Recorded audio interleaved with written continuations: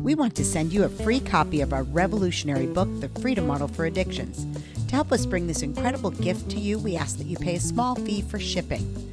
Learn how tens of thousands of people have permanently solved their addictions without steps or meetings, and make 2023 your best year yet. Give yourself or someone you love the gift of total freedom from addiction. Click on the link to get your free copy sent to you today. Welcome to the Addiction Solution Podcast. I'm Michelle Dunbar. Enjoy listening and watching as addiction experts Mark Sheeran and I cover controversial as well as helpful topics on addiction, how to move past it, and other related subjects. As two of the co-founders of the Freedom Model, Mark and I will give you a completely new perspective on the topics that matter to you. We will take to task the Recovery Society's lies and misinformation and replace them with facts, research, and the methods to move on from addiction struggles without 12-step meetings, rehabs, and the shackles of endless recovery. Let's escape the treatment and recovery trap together and learn to be free. Welcome to the truth. Hey, everybody. Hi, everyone. Welcome to the Addiction Solution. I'm Michelle Dunbar. I'm Mark Sheeran, and we are the authors, along with Stephen Slate, of The Freedom Model for Addictions, this book, Escape the Treatment and Recovery Trap. And this book is the official deprogramming guide from 12-step addiction, disease, mythology. And what we're going to talk about today is we kind of bag on the term recovery and being in recovery. And people will say to us, don't I want that? Isn't recovery a good thing? Yeah. Isn't recovery good? Why are you saying that people in recovery, you're bagging on them, you're bashing them? I want to be really clear. We never bash a person. No, God, no. We're bashing a method that harms people. We're bashing ideas Right. that keep people stuck. Yeah. Okay. Yeah. We have a section in our book, in chapter 1 of our book, that says addiction and recovery are opposite sides of the exact same coin. If you believe that you're in recovery perpetually from addiction, then you still have that addict identity. You are in this middle ground where you're not actually free. You're not actually a free thinking person. You have a belief system that you're forever chained to your past problematic substance use. Yeah. So by saying you're in recovery, there's so many things wrapped up in that term, and it was designed that way. Mhm. And it's so problematic because recovery implies disease. Recovery implies that because there's a disease present, you have a loss of control at some point in your drinking and drugging. It implies so many things that just are factually incorrect. Right. And Michelle brings up the best point of all, and that is, don't you want to move on? Yeah. Don't you want to just live your life free from any encumbrance or any idea that you are attached to your past, to your failed past, your miserable past, or that section in your life that was miserable, right? With drinking and drugging. I can remember, and I've seen thousands of people here in this purgatory where you're just constantly having to talk and rehash shit that happened years ago. Yeah. Why? There's no reason you have to do that. It was just, that's something that AA teaches people. Yeah. It's just an ethos that tells you have to do that in order to stay sober, which is bizarre. It is. And I can understand it in a way because Sigmund Freud kind of started this whole thing with this idea that, your brain gets, you go through certain things and then your brain gets like locked and rigid in place at certain ages. And so you're the reason that you behave the way you do today is because of things that happened in your past. And mental health has moved way beyond that now, where we know that your brain is constantly changing and never becomes fixed. And your mind is infinitely exactly varied with free will. You can think anything you want. Exactly. So you can certainly learn from past behaviors. You can learn, absolutely. The moving on from a substance use problem is about learning that, wow, there was a point in time when I drank and drugged in a way that served me at that point in time. I thought it did, but it doesn't serve me anymore. And I can move on from it. It doesn't define me. It really didn't define me back then. And it certainly doesn't define my future. Here's something that's interesting. So I'm gonna go out in the weeds for just a second so you understand how the human mind works. So our mind takes a concept and it does this back and forth comparison to another concept. And what I mean by that is, if you were born into this world and you had never seen a car before, and they've done this with blind people that were born blind, and then they were able to see again. When they were able to see, it was meaningless. Faces were meaningless. The wall, nothing had meaning. And the researchers that witnessed this were all excited when they were able to see for the first time. Right. And the person was completely let down and they wanted to be blind again. And the reason being is their meaning was in a dark world. And so when you go through the world, now these people eventually were taught they acclimate. That's a lamp. And then that lamp, they might have an experience with turning on the lamp. Suddenly now it has a greater meaning. And then they shut off the lamp and they go, oh, that's how you turn off the lamp. Now they couldn't know that means turning off without having turned it on. They couldn't have known it was a lamp without being told it was a lamp. My point is, your mind is constantly moving forward. What recovery does, it doesn't allow you to turn on the lamp, turn off the lamp, move forward with your life. It says, no, you must constantly regurgitate the very same thoughts and concentrate on your past, thusly making it so it's your future and your present. And so, or your present and your future. So your mind never gets to explore because you're constantly being told, remind yourself how bad it was. Remind yourself how bad it was. Remind yourself how bad it was every day. That's recovery. Now, some people are going to say, no, Mark, my recovery is wonderful. And I go, okay, you're not recovering from any. Stop saying that. There's nothing to recover from. You can't recover from yourself. There is no disease present. So what the Freedom Model does is it's challenging. You can see that it's challenging all kinds of ideas that you're being taught in this weird world called the Recovery Society, that we call the Recovery Society, the treatment world, whatever you want to, the AA world, the NA world, the XA world, whatever. We want to challenge all that and say, do you believe it's possible for you to take this experience and then move on from it? Right. Turn the lamp on. Turn on the light, man. Move forward. Learn something. Evolve. You can evolve past a drinking and drug problem. That's very natural to do so until you're taught not to. You know, I look at it when you were talking, when it made Did that make sense? It made perfect sense. And I'm gonna put it in a different way. I'm gonna use a different analogy. It's like when you're starving, right? You're very poor and you're starving. Maybe you're in a third world country and somebody brings you bread. And it's like, oh my God, this bread is amazing. That's great. And so you get to, you're eating the bread, but that's all you have is bread. That's the way I look at recovery, because you came from a place where you were starving, right? Because you were so dark, such a sad, dark place. And then recovery is those bits of bread, right? And so you think this is wonderful. Well, then somebody brings you, an orange. And it's juicy and sweet and amazing. And so do you want to just subsist on bread?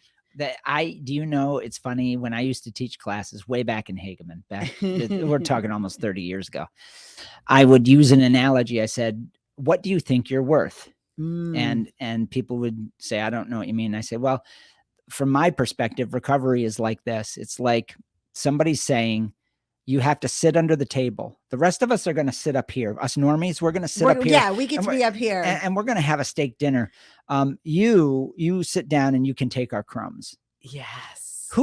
Because you liked being drunk and high. Yeah, and you'll never really be able to sit at the adult table. That's a great analogy too. Yeah, you'll never be a grown up. Yeah. Like the first time I ordered, now people are going to be like, "Oh, Michelle, you're saying that because you can drink wine now that somehow that makes, it great." The first time I went to a restaurant that I didn't order wine, right? When my husband and he proposed to me in a restaurant that we probably shouldn't have been at because there was a bar there. Oh, right. It was a bar. The first time I went into a grown-up restaurant and sat down to have dinner, I wasn't concerned that there was a bar there. To me, I was like, I know I'm fine. And that was freedom to me. Then I took it a step further. And the first time I sat down, which was 20 years later, and ordered a glass of wine and it was okay. Like, to me, that's sitting at the grown-up table. Yeah. That's freedom. That is, I don't have to worry about anything. That's getting the orange when all you've been eating is bread. That's exactly right. So organic evolution is something that humans do constantly. And we do it in our minds first, and then our behaviors and actions, and then it becomes our life. And we organically evolve, and that means naturally, right? It just happens. And it happens because we are motivated by the pursuit of happiness. And in this book, we talk about it as the positive drive principle, that you're always being pushed along and motivated by this desire to be a happier person. And what recovery does is it stifles it. Yes. It says, no, slow that down. Slow that down. You're not really capable of being overelated, happy, successful, joyful. You don't want to be on that pink cloud and have that shit come crashing down on you. And these are all these really horrible self-limiting ideas that recovery is built around. And that is weakness. Yes. It's built around fragility. Yeah, that you are a fragile, weak, subpar human being that has a defect. They even use the terms defects of character, chronic relapser, mentally ill, insane. You have to be restored to sanity. Does any of this sound positive? Right. Why not just say, you know what, I'm a normal person that liked to get high, and it had some really terrible effects in my life, and I'm reevaluating that now. I've decided to reject the disease and recovery model. Because it isn't true, which is, it's wonderful to reject that, by the way. And I'm going to organically evolve forward in my life, and whatever that looks like, I'm looking forward to the journey and the adventure. And it could be taking a course at college. It could be having a glass of wine, experimenting with drinking, smoking pot instead of sticking a needle in your arm, taking methadone for a week to get off of whatever. I mean, I don't know. My point is, I don't care. Evolve. Yeah. Don't say that you're this debilitated person that has a disease that doesn't fucking exist. Exactly. Now I want to go to even another facet of this that is equally damaging and equally problematic. And that is the idea when people identify themselves as an addict or alcoholic in recovery, there's a whole bunch of baggage that goes with that. So every difficulty that you experience in life, every emotional upheaval, if you have a temper tantrum, if you experience anger, if you experience jealousy, whatever it is, it all somehow gets tied to the brokenness within you and isn't looked at as being a normal part of human existence. Okay. So I mean, there was somebody that wrote in one of I think it was in Monica's deprogramming group on Facebook, wrote about Monica Richardson, a friend of ours, who is in this fight with us, who wrote that I feel like a terrible person, continuously feel like I'm less than, like I'm not worthy, like, and you learn that in recovery. You learn that you're somehow not as good as other people. Kind of like Mark said, you never get to sit at the grown up table. And so every life struggle you experience becomes part of this idea of brokenness. Yeah, an identity that you are a child, Yes. that you're not entitled to be able to experiment with things, that you're fragile and weak like a child. And really where recovery goes into the dark space is when you go to AA and there are the 5% of people that hang out, right? And oh, my phone is ringing. He made me turn my ringer off. Well, I feel it on my wrist. I'm not used to having this smart thing. That's so funny. I forgot what I was saying now. What was I saying? You go into a dark place in recovery. Yeah, but I lost my train of thought. Oh, that's so annoying. I'll get it back. I can't remember. So what we're saying when we say it's time to move past recovery, we say that a lot out there, and people don't understand what that means, and they look at, we don't judge you at all, not at all. We are the opposite of that. As the freedom model, really, that name was chosen with great care, because what we represent and what the freedom model represents is freedom, is actual freedom to be who you are. Okay. With all of your strengths, which you have many, with all of your weaknesses, there is a kind of a positive movement too in social media. People don't talk enough about the positive movements of be who you are, and it's okay. And the people that like who you are will come to you, and the people that don't will naturally go away, and it's okay. I'm not everybody's cup of tea, believe it or not. I know it's shocking. I'm making a joke. But like everybody's, you can't make everybody happy with the way you behave and the way you act and the way you think. And it's okay. So look at, if you're happy identifying as in recovery, and there are a lot of people that are, then great. We think that's wonderful. But the vast majority of people that try to solve a substance use problem are not. They're not happy being in recovery. They want to move on. The only thing I wanted when I quit my substance use problem, I mean, my heavy substance use, was to feel quote unquote normal. Yeah. So the dark place I was going to ties into this was, you have 5% of the people that stay in recovery and become the gurus or the people that run the show. The crusaders, yeah, right? The zealots. Yep. The zealots. I was one of them. I was a big I book was too. thumper. We did all this nonsense. We did it. The unfortunate part is that there's another 95%. So 95 out of 100 people that go to AA within that first year that are getting chewed to pieces.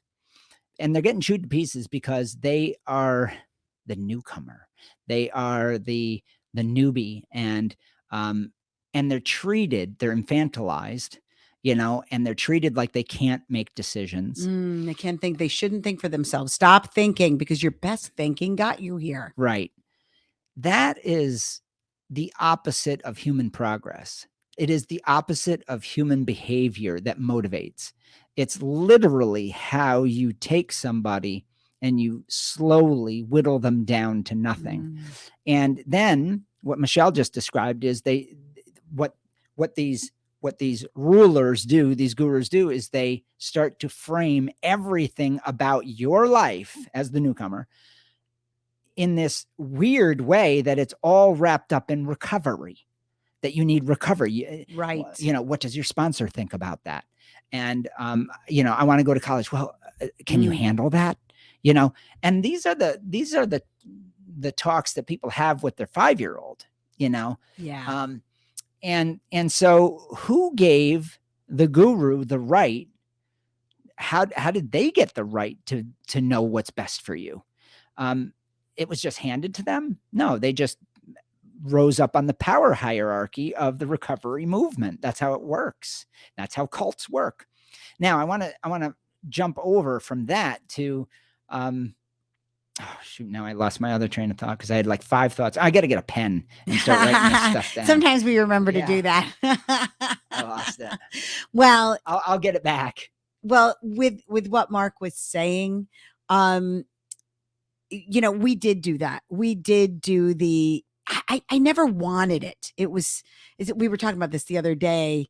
Like everywhere I would go in my life, people would always seem to look to me for answers to things. And I can remember when I went to AA, I had equal parts people coming to me looking for answers, which I didn't really think I had, and people, the old timers resenting me, like, you're on a pink cloud, you're way too happy, what's wrong with you, and it was this kind of strange mix.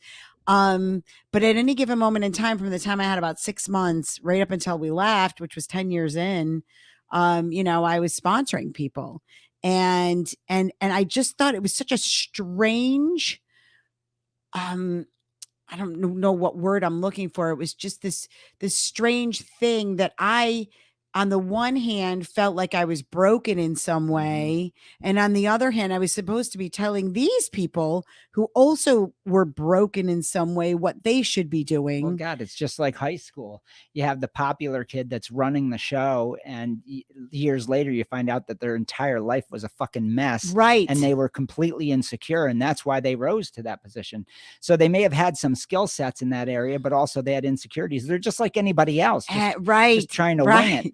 The problem with AA is it pulls people in and it really divides you out. That's what I wanted to say is I don't judge anybody. I'm going to switch gears. I don't judge anybody as a person in recovery. I want to be careful about this because we get a lot of people getting very defensive when we beat on recovery as an ethos, as an idea or a set of ideas. And they think, why are you beating up on people? Yeah, if they're not drinking, it's good. Yeah. Why are you beating up on people's sobriety? Shouldn't you be celebrating that?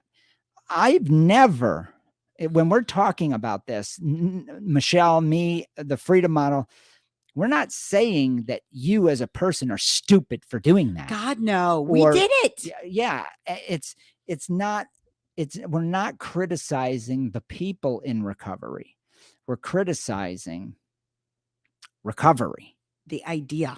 Yeah, that you need some sort of protocol that is disease oriented or disorder oriented or mental illness oriented. Now, if you have a mental illness, that's a different topic. We're talking about addiction being covered as a mental illness and that you're insane. Okay, that's right. Like AA tells you you're insane. You have to be restored to sanity. So these are the types of things we have to be very precise about. And we want you to know that if you're out in the audience and you're saying, Jesus Christ, they're beating up on recovery, I feel really hurt by that. Please don't be. What we're trying to do is show you that you can be free of this ethos, and that the reason we're saying this is because we care about you. Right. Right.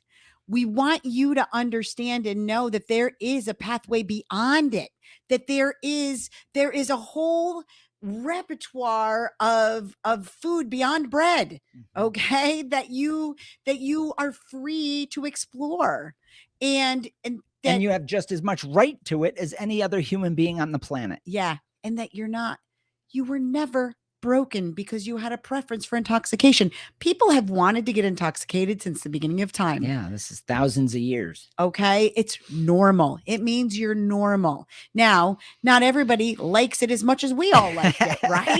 It was a bit radical. I mean, I was that kid on the playground who liked to spin, and lay down on the ground, like, because I couldn't stand up. Okay, I was that kid. Not every kid was doing that, but a lot were. There were some that were. Sure. And so, yeah, I was somebody who, when I got drunk, I was like, ooh, this is fun. And I did it to excess. Does that mean I have an addictive personality? No. Yeah, there's no such thing as an addictive personality. There's no research that can find a group of people that have a more addictive personality than another. Anything can can become your addiction. And it's kind of one of those things that people like, I'm a chocolate addict, or I'm a, I love being in love, or like there's all kinds of things that people love to do that they will just kind of say that they're dedicated or devoted to it. My sister runs marathons. I think it's insane. Like I would never run 26 miles. I like running. I used to like running a lot, and I would run 3 or 4 miles. Not 26 miles. That doesn't sound fun to me. But it doesn't mean my sister is addicted or has a problem. It means that is something that she's dedicated to, that she loves doing, that serves her well. Well, here's an interesting thing. If we look at what the criteria is for an addiction, right? It's a habit. And we're habit creating machines, right? And really one of the most pervasive or commonly created addictions would be driving a car. Most adults in the first world have That's a car sure. or a vehicle of some kind. kind. I love driving. And it's habitual, it's motivated, and it's very motivated. Having human motion makes the world go round. So if you have a habit like driving a car, which takes a high level of skill, is dangerous, has huge risks, it's costly. It's one of the most costly things in the world. And yet we wouldn't say that there's anything wrong with it. We wouldn't even say it's virtuous either. We would just say that it's a habit. Yep. Well, if we take that, and it has a high fatality rate. Yep. It can be tragic. We all know people who have died in car accidents. Mm-hmm. And we look at that and we take the emotion out of it and we put heroin use here. All right. A population of heroin users. It's habit. It can be tragic. It's highly motivated. It's chosen. And it's costly. So they're both addictions. They're both identical.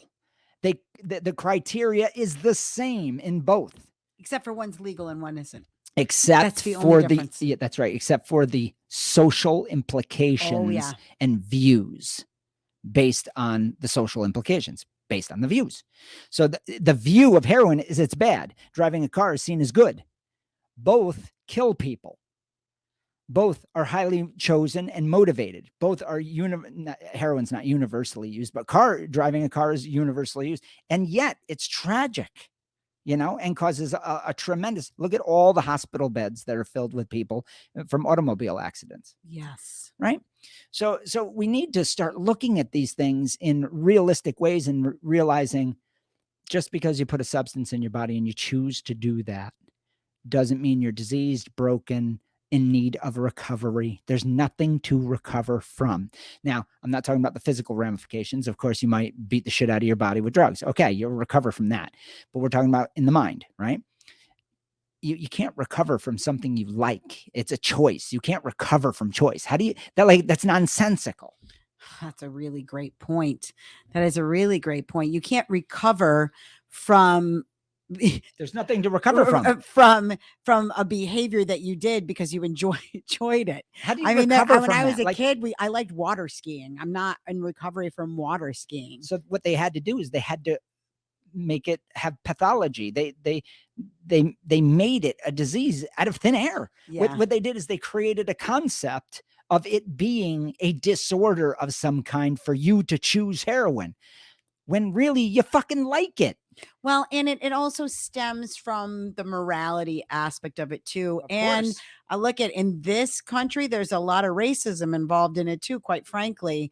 Opiates, the Asians kind of brought over opiates. And if you look at any even historical movies now and stuff will show you clearly that opiates got a stigma because of who was using them, and marijuana got the stigma because who brought it into the country and was using it. Cocaine got the same stigma even in the 80s. Crack got the same stigma in the 80s because of who was using it. So a lot of this stuff has roots that are pretty ugly, that where the enlightened people today would look at and go, maybe we should take a look at that. Yeah. And so it's a political football. It's political. So the idea of, first of all, that you are deviant because you like heavy substance use. First there's deviance, right? And then there's a certain amount of you're broken. You're this subset of human. And then you never really get out of that subset when you stay in recovery, right? Right. You're still Right. part of that. And everybody, all the people around you will look at you and treat you differently. That was the thing. I think one of the things that was so, it felt so gross to me was going to a family function when I was sober. Oh, Jesus Christ. And everybody tap dancing. Yeah, like, I can remember going to a wedding and somebody saying, we made sure that you're at a table with non-drinkers. Ugh. And I'm like, what? Like, it's embarrassing. Yeah. I mean, and it's unnecessary. That's right. It's infantilizing. Yeah. But all of this, we have to go back to the poisoned well. Mhm. The poisoned well is you have a disease. Yeah. It's called addiction. It's a lie. It's a fabrication. It's completely 100% made up. And if you get rid of the disease, what are you left with?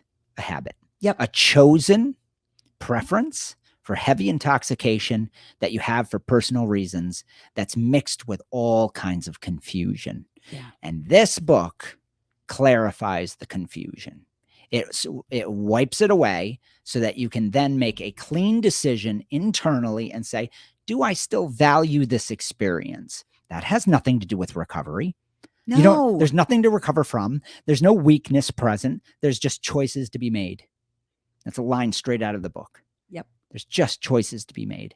But you can't make just choices if there's all this other stuff in the way telling you that you're a broken human being with some sort of biochemically hacked brain and you can't make decisions for yourself. So therefore you need recovery, you need a rehab, you need a sponsor, you need a therapist to tell you how to live your life.